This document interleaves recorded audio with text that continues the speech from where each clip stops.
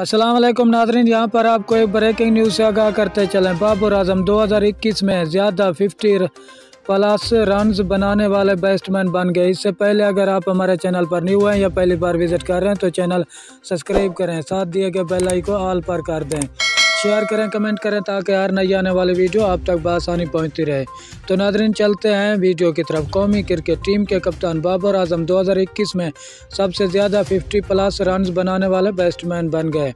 Dhaka test के पहले रोज़ कौमी क्रिकेट टीम के कप्तान बाबर आजम ने 50 बनाकर एक और एजाज़ अपने नाम कर लिया।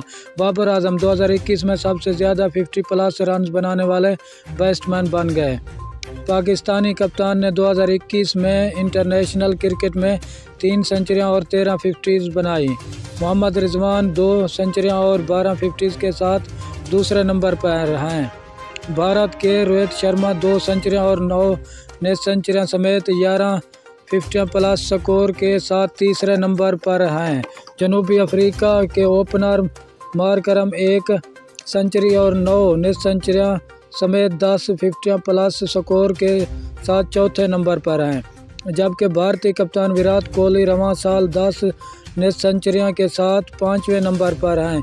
याद रहे कि बाबर आजम ने ढाका टेस्ट मैच के पहले रोज़ बांग्लादेश के खिलाफ 60 स्कोर बनाए और वो नॉट आउट हैं। शुक्रिया नाजरीन हमारी वीडियो देखने का।